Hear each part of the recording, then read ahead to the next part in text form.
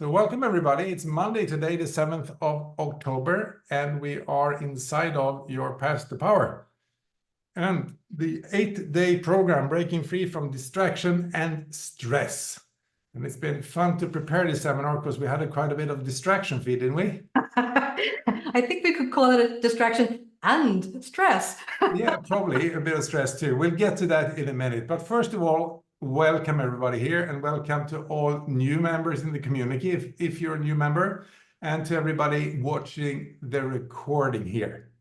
So first of all, what's the purpose of this community?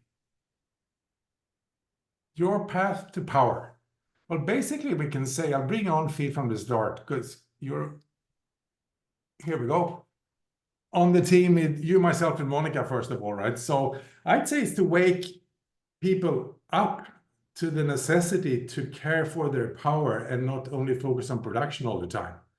And people means also myself and yourself, right? To wake us all up. So would you say a few words about that, Fee, and maybe say a few words of who you are if people haven't met you? Sure. So I'm absolutely with you, Wilhelm. My experience of coaching people over the last 15 years is they come to me burnt out, stressed, exhausted, tired, dragging their feet as if they were walking in mud. And a lot of people really do focus in on the production. And I've been told that. I mean, I've worked as a nurse, I've worked as a director in healthcare for 25 years, running hospitals. So I know what it's like. We have production to do. Everybody does. Whether our work is at home, whether our work is in a corporation, whether we're running our own business, we all have some outputs. We all have some goals. But my experience is we focus so hard at running harder, running faster, doing more. Oh, it's getting away from me. Then we run faster, even more. And we stop because we get exhausted, we get stressed, we get grumpy, we get irritated, and our health starts to suffer. So what I love about the Path to Power is we're taking the focus not completely off production, because we still need to produce, but we're putting that spotlight very clearly over on power. How can we improve, expand, increase our capacity every single moment of every single day, so that when we start off the day, we start off with full batteries and we end the day with pretty full batteries too. Not that we're not physically tired, but we're not draining energy so fast that at 11 o'clock in the morning, we just want to crawl back into bed again. Great. So we all have things to do. What we mean with production is basically doing the things we need to do to get results. That's producing results, right? And then we have the other side, which we call power, or you could call it capacity, which we also need to care for. I discovered 1987 in the fall that I lacked power as a university student, and I found ways to quickly increase my capacity by understanding how the mind works. It made such a difference. It was just incredible. I took on to spend maximum 1 hour a day to do my university studies outside of the scheduled group work and lectures, which was way less than anybody I know. And it worked for a quarter. I just did 1 hour per day because I had power, I had capacity, and I had understood a few things, which still holds up now all these years later. There is a very predictable path to power, and we'll share that path today, and we'll dive deep in the beginning stages of this path today as well. So in our community, there are activities every month. We have the first week of the seminar. Normally we've done a short program with daily videos. Then the second week, we have a workshop. Third week, there is a video. The fourth week, there is a seminar. And today we have an announcement to make, because we were scheduled to start the 8-day program, Breaking Free from Distraction and Stress, today. And what happened was, over the weekend, we had technical issues on our IT platforms, mainly one of them, which made it impossible for us to communicate information the way we wanted to do. Websites didn't work, and we couldn't mail and inform people the way we could work. And that didn't get resolved until about 11 o'clock today. So rather than just throwing something together that was half put together in terms of information and emails and serving everybody, we made the decision to postpone the start of that 8-day program 1 week. So the actual program design of breaking free from distraction and stress is not starting today, but we're starting the pre-week work today. And in one way, that's even better, because now we can do prep work this week to get even more value from the actual program starting next Monday. And there will be information in school about this today. We will mail everybody today. We kept the call and seminar times as similar as we could with our schedules for next week. So it's the same program, it's just moved forward a week. And should anybody for some reason not be able to attend next week, just request a refund from us and we will obviously refund your money. This was outside of our control. We spent hours of the weekend with support in IT and systems and tech, and we couldn't get it resolved until today, Monday. So any questions about that? Anything you need to know, just type in the chat here and Monica will respond to you. Or mail us at support@trueeffectiveness.com as always. And we apologize. When we started this call today, we said we have been very stressed and distracted. And to be fair, Wilhelm, I know that you were speaking to the US at about 7 o'clock last night trying to get this sorted. So yeah. I appreciate your effort. We're feeling a little calmer today now that we've got the tech sorted. But we are also really looking forward to the program next week as well. Exactly. But we'll get to work today and we get even more opportunity to create value for the program. So I'm actually in one way not happy about it, but we're just about to start with work today as well. You can read about Julia in the chat who says, you're such role models when it comes to not accepting stress and pressure. Yeah, you should have seen me yesterday, Julia. I was not as relaxed after 45 minutes waiting in a support Zoom call, which never worked out anyway. So telling the truth, yes, exactly. So this is the thing, guys, this is life. We always meet obstacles on our journey. We all do, right? Some things flow. I had an awesome day today. I think I've been working out. I've one better work days in a month, I think. But that was not the case Friday and over the weekend. So it's the same for all of us. We have a choice, not about circumstance always, but how we catch ourselves and don't spend more time than necessary caught up in the stress and distraction of life. And that's the theme of today and the theme of the week. New call times will be in the school group calendar. Rather than me taking time here, just look there in a while. At the end of this call, everything will be up. We got that clear shortly before the call today. Cool. Any question, comment about this? You can type it in the chats. We have everybody present here. Change is always a little bit disrupting for the human mind. Cool. So let's go on with the purpose of this community and this seminar, to put us all back in power as much as we can and raise our awareness. Fee hopped off the screen here, but you're soon coming back because we're going to speak about an important distinction. There is a distinction between getting more content, getting more models, sometimes tools, training, perspectives, stuff in our head, thinking that will help, versus getting more awareness. So would you pop back on, Fee? Just spotlight yourself and we'll presence that. I can do that for you.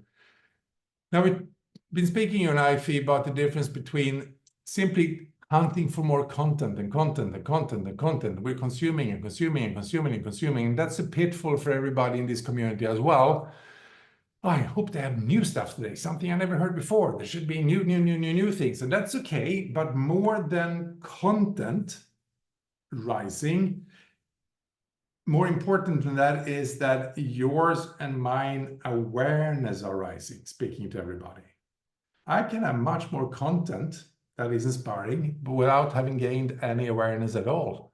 And without raised self-awareness, my sense of power and capacity will not be much difference. Then I can get awareness, with sometimes very little content, and I go, wow, now I see clearly. So what's your take on this quickly, Fee, the distinction between awareness and content? Well, I'm a content hoover. And if you give me an academic study, I will go do it. You know, if you said to me right now, oh, Fiona, there's a university course, I think you should go do that, I would say, bye, and off I go. So I am a leech. I am a hoover. I will suck all that content. But it was actually not a long time ago when I thought to myself, I think I should do a PhD. This is how bad I am with content. But actually, Wilhelm, you're right. We, as human beings, love lots of information. We love to hear lots of new things.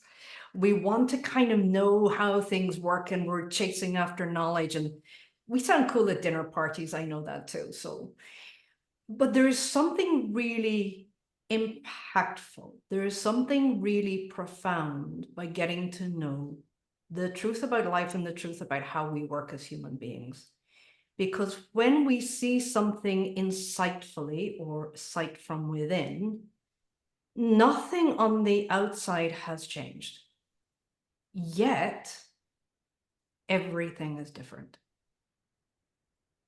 Now, that may not make sense just yet. Maybe it does, maybe it doesn't. But I can give you an example. A lot of people here know that, well, they probably don't know that I smoked. And I was in a cardiac surgery procedure one day, scrubbed as a scrub nurse. And I remember the surgeon opening up the chest.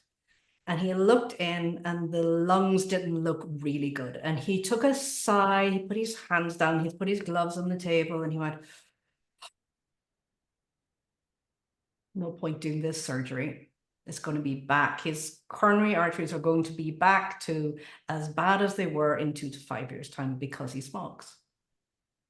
Now, look at me. I'm the person, the first thing I did in the morning was smoke. The last thing I did before I went to bed was smoke. I think if I could smoke in my sleep, I would have probably smoked. I never smoked again. Like, never. That wasn't that I didn't have enough information. It wasn't that I didn't have enough knowledge. I'm a nurse after all. It wasn't that things or people didn't tell me this was bad for you. I knew all of this. But I had that insight, that sight from within. Nothing had changed, but everything was different. And that is the potential for every human being in every aspect of their life, that we can see things insightfully without having to change. Great example. I'm going to draw here, Fee. Here we go.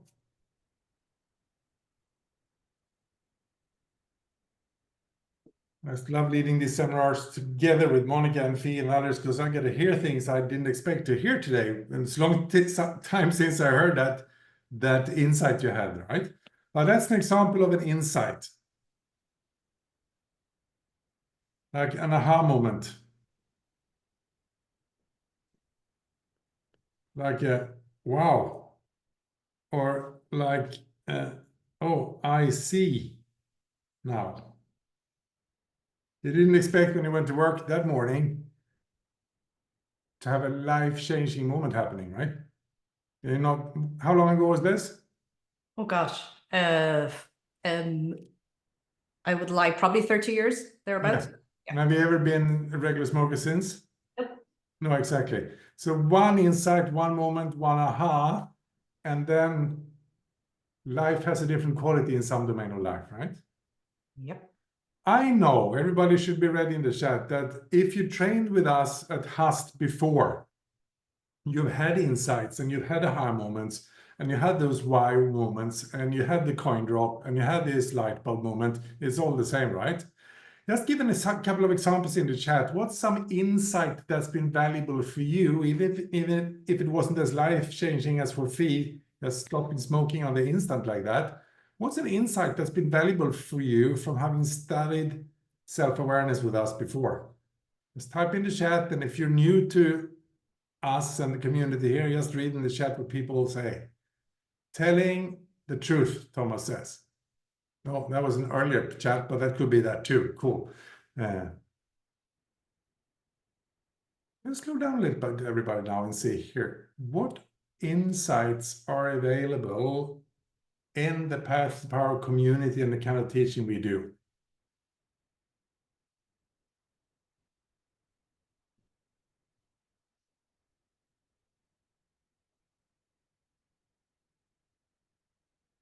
My brain will think what I program it to think. Frustrated feelings only come from frustrated thoughts. Nothing to do with it, Julia, if Julia says. My natural state is calm, not frustration. To pause before reacting. How moods are influencing my thoughts and how temporary that is. That the feelings I have are caused by my own thought. That I have an active choice to be calm in chaos. And Alexandra says one of my favorite statements that I used a lot on myself this weekend and this morning. I am the problem. Ultimately, how I hold things, how I own up to things is part of what I experience as a problem. Right? Oh, I own my own time, Karen says. Cool. So what's available in this community is insights and perspectives. And it's not that Fee and I know everything or are perfect. By far, we're not perfect. We're very, very human. But after decades of training ourselves in this perspectives and methodology, I often have an ability to catch myself quicker, not than other people necessarily, but quicker than I used to catch myself. And the quicker I catch myself, the quality of life goes up.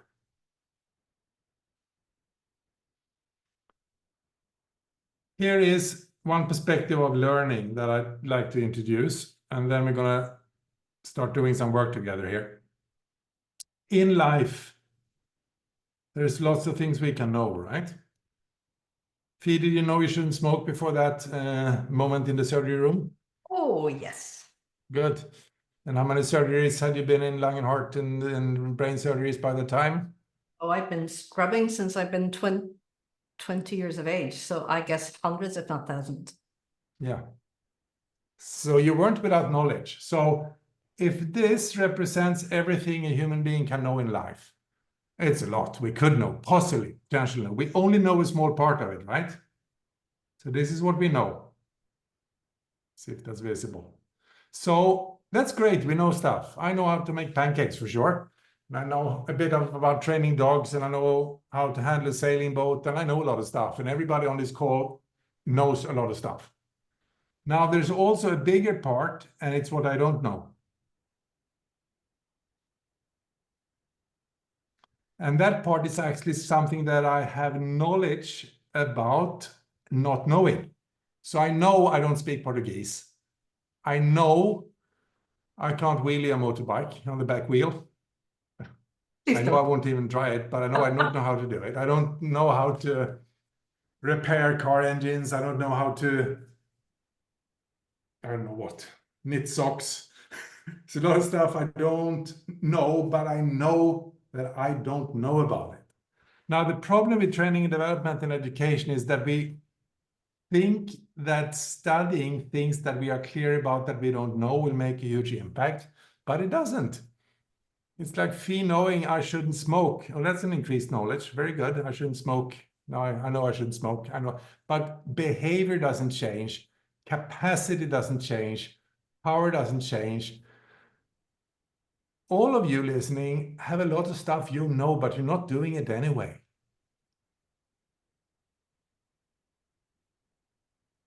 If I had you sit with that for the next 30 minutes, it might have more impact than anything we could teach you. If you look at the depth, human beings already know what to do, but they are not doing it. And the cost of that in quality of our lives is enormous, but we don't tell the truth about that. We kind of pretend it's kind of okay. But if we stop and take an honest look, and this is the first step in our methodology, and that's why I'm so confident it works, because the first step is about telling the truth. To stop lying to yourself and seek truth. And when you see what's true, you start to speak that truth. And it's great we got an extra week to practice that before we dive into the content next week, because it's going to make it so much more impactful. Now, what's this next domain, you think? What could be here? We could call it the blind spot. Like you can't read my writing, I guess. It's what you don't see. It's your blind spot. Or it's what you don't know that you don't know. Or it's what you don't see that you don't see. But let's stick to knowing, right? There are some things I don't know that I don't know I know. Sophie, you got to see something in that surgery room back many years ago now that you hadn't gotten before. You didn't have the awareness until then. You didn't realize the impact of your behavior until that moment, right? Can you say a few words about, do you remember what you thought, what you felt when you saw that lung? Or was it the surgeon that's going, oh, I can't help it, it's just waste. What was the moment of impact, like it hit you emotionally? There must be some feelings to our learning, or we don't change. I could feel the surgeon giving up before he even started. Right. And I just did not want anyone to ever open my chest and say, I'm not going to try.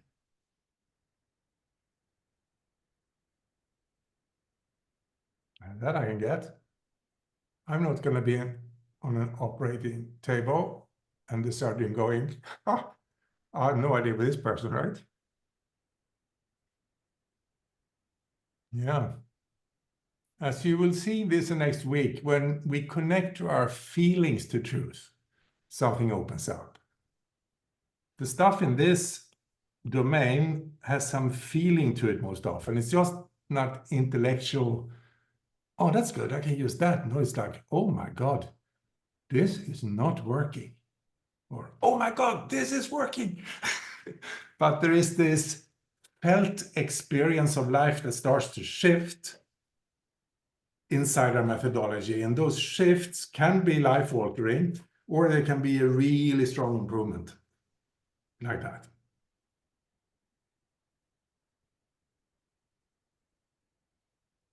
I'd like to have a breakout room, and for you guys to start to share with each other what in your life, or where in your life is a better word, where in your life do you experience more distraction and or stress than you would like? This is just the first little peek in rooms of 4, Monica. Where in your life do you from time to time encounter more distraction than you would want, or more stress than you would want? Just take a first little look. And I encourage you to be as honest as you can. The feelings people have against their kids at 7:15 in the morning, when the kids are 5 and 7, are not always nice parental loving feelings. It is a mess. Those damn kids, why can't they ever have one morning without fighting? And some of you are dealing with that stage of life right now, and you know, we have a nice family. Yeah, you do, but some mornings you just, I don't know, what you can't even stay present because you get so distracted and stressed by just the process of life itself, right? Those moments or the small distractions and stresses in life. So that's all. You can just say, hi, my name is, I work with this, short introductions, but keep them to 10 seconds so you get into the topic. There'll be more breakout rooms all of next week and beyond that the month. So open up the perspective. Where in life do I have distractions and stress more than I want? And you'll have 6 minutes in the breakout rooms for that. So about 1.5 minutes per person. If you're clear on what you're going to speak about in the breakout rooms, you go, and if not, ask somebody in the room, okay? Rooms are open. Quick.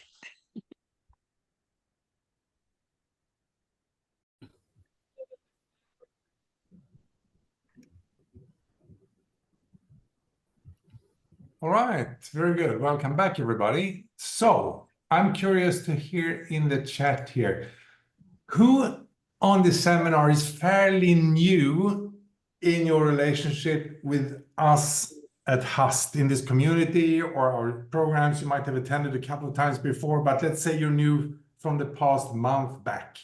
So if you're fairly new in this community, a month or so, not more, just type me in the chat. So see if people are, or jag är som Andreas, that's also good. So Andreas, fairly new. Anybody else is fairly new, like just a couple of weeks in the community? Matthias, yes. Petra, all right, Petra, yes. Not so many on this call, but people who are listening to the recording are also recent in the community. Just checking where we are today, right? So we're going to go back to basics for a little while. The basics of what we're doing here. And if you heard this before, watch the pitfall now that, oh, I know this. Oh, I know this. Oh, I've heard this before. I know this. That's like Fee in the operating room saying, surgery room saying, oh, I know I shouldn't smoke. That's okay. Well, I smoke is whatever. It's like there are powerful insights to get with the same or similar perspectives as you've seen before, if you stay open and look to them, right? So if you have been around our trainings for a while, you recognize this perspective. Here's a human being in life. And that human being in life is here, is now. It's the current situation, right? And there is some level of power available, or some level of capacity. What is power and capacity? Well, it's simply your ability to produce results.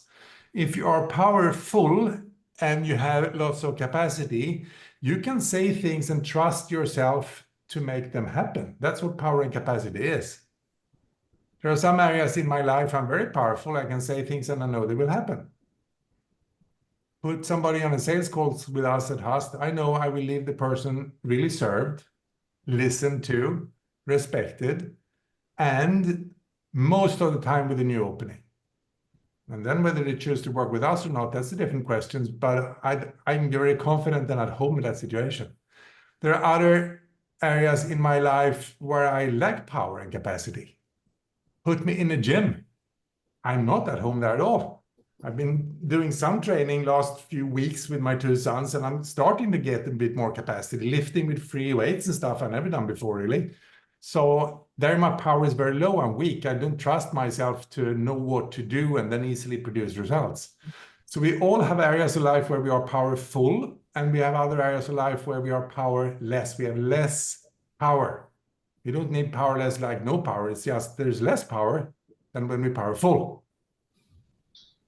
Breaking free from distraction and stress intends to leave you with more power, with a higher capacity to produce results. And that's later in the future.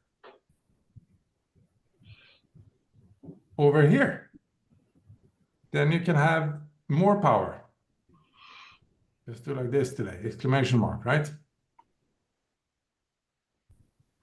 What is the path to go from less power to more power later? These 4 domains of study we have used for decades in different expressions and different formats and different variations, but they remain the same. And the first quick look today to set up for next week is that it starts with the commitment to truth. Sophie, would you pop up here again and share a little bit about how that occurs for you right now? Sure. Good. Monica, you can start talking and Monica will spotlight you.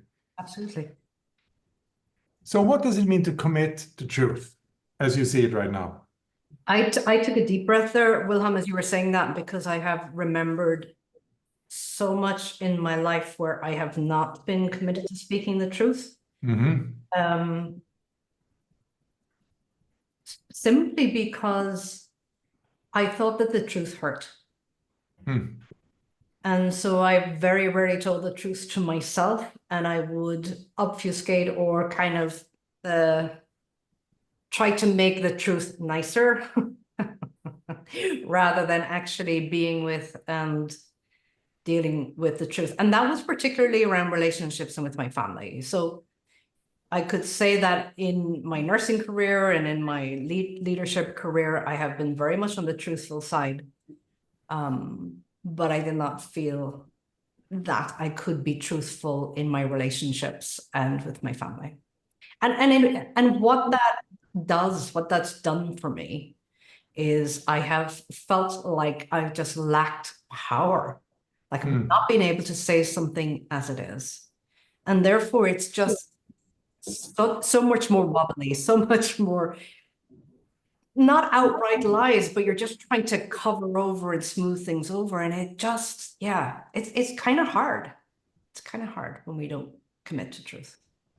It's interesting what you said, that in your profession, you've always been clear and committed to speak the truth, right? But in other areas of life, not equally so. And that's the same for all of us. I remember waking up to this principle. Again, it was early. I'd done some training in transformational programs back in the 1980s. Yeah, I'm 400 years old, I know. And I realized how much I was covering up, even telling myself what was true. True about the facts of life and true about how I felt. I remember coming to a lecture. I was studying a very odd topic at the university for a while called Sanskrit. It's a language with much of the Hindu and Buddhist texts are written in. And I was very interested in the Eastern philosophy, and I wanted to understand that language. So it was me and Olle from Enköping. We were the only students in that class for the professor studying, right? And she asked me, how did you do with the homework from last time? Because we only had 2 lectures per week also, because it was not a big lecture, right? Studying Buddhism. And what I normally would have said when I hadn't done my homework was, well, I found it a little difficult. I've spent some time, but I didn't really gain the depth that I would like to in this area. I would say something stupid like that. But after having done the transformational training, I woke up to the freedom of saying as it was. So I remember that lesson. I came, Olle sat next to me. It was me and was the professor. And she said, oh, how have you been doing with the homework from last time? And I simply said, well, I apologize very much, but I haven't done anything since last time we met. And she did like, what? She was not used to that level of honesty, right? She said, okay, well, okay, well, we take this lesson from that point then, but in the future, she said, I really appreciate if you would take on doing the homework. And I said, yeah, sure, I'll take it on from now on. And it was so freeing. I remember that still as I can actually just say the facts of life. And that started building and building and building and building. And through all these years of teaching, what I hear all the time from groups we work with and my colleagues work with in the corporations and in the organizations, like with you, we can just tell how we feel and what goes on with us. Yeah, of course. Well, you're not telling us something that management told you to tell us, are you? Like people on the floor, kind of team leaders and stuff. Of course not. That doesn't work. I need to understand your reality, how you're feeling, what's true for you. And from there, I can support you in alignment with what the management wants, but I'm not their little, what do you call it, busboy running errands. That's technology, right? Yeah. Yep. So we need to be committed to speak the truth and not like confession. Just say, hey, this isn't working. This is absolutely not working. Hey, this is really working. And this is how I feel about what's not working. Now, next level is to clarify your thinking. It's to understand your mind better, how it works for you and how it trips you up. Feel you have like 1 minute of that, more like an intro, because we're not going to go there much today, but why is it so important to not skip that step when we try to improve? Oh, I think this is the biggest step.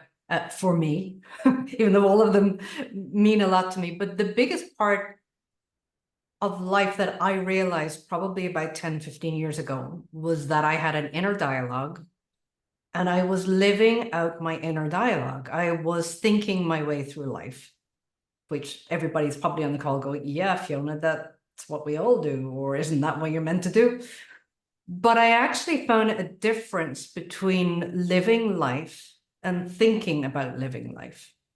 And it really is a distinct, I'd say 180 degrees, because a lot of my thinking, well, if you take this morning as an example, I wake up, the dog is barking, you already know this. I'm thinking, oh my gosh, I hope Wilhelm's taking care of this. Oh, I need to take him to doggy daycare. Oh, did I remember to? And I went into this just thinking.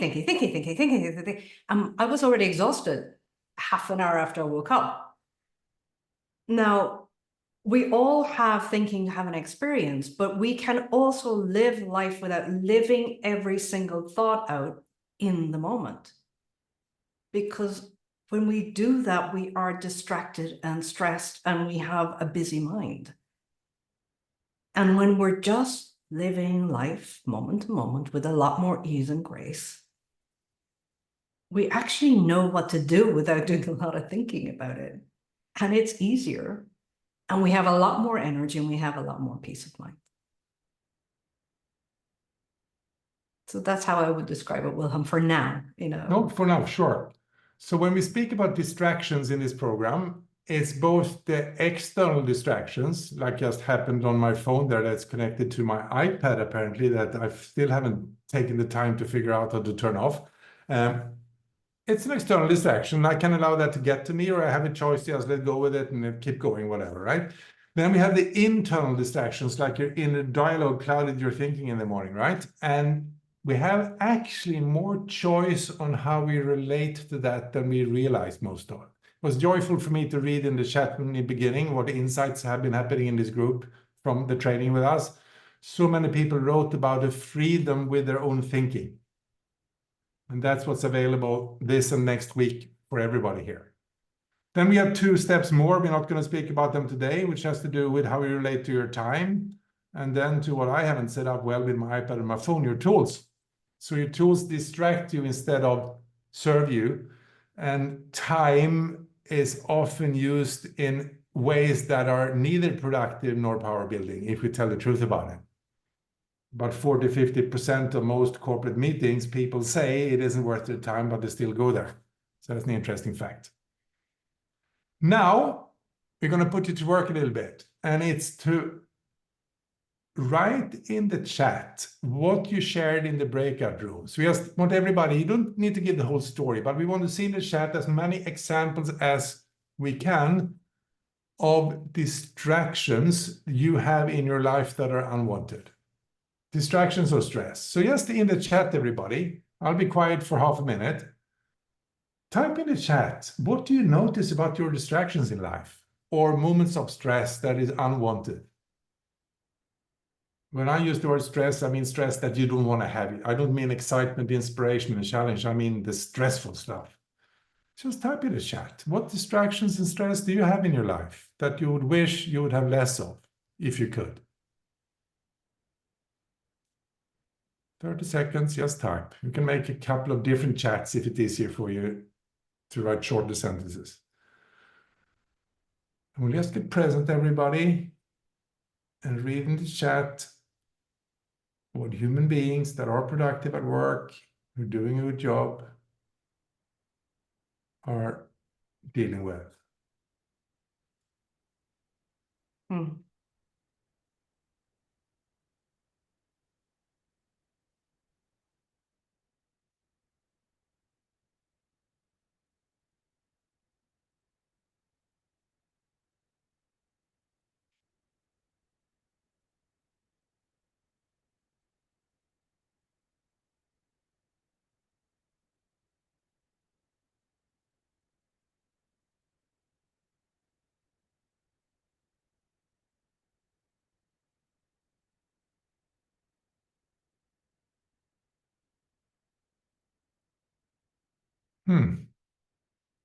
Yeah, teenagers Can for sure create distraction, Petra. I get that.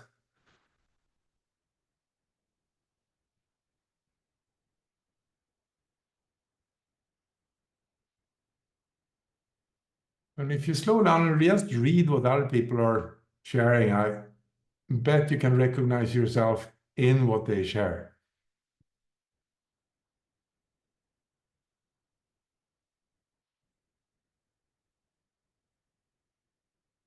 I like what Julia wrote. I like what everybody writes, but Julia said, meetings and demands regarding tasks I'm not truly committed to in my heart. Isn't that so? When we're not truly committed to stuff in our heart, and we spend time with it anyway, or we don't experience a choice of not spending time with it, it's draining.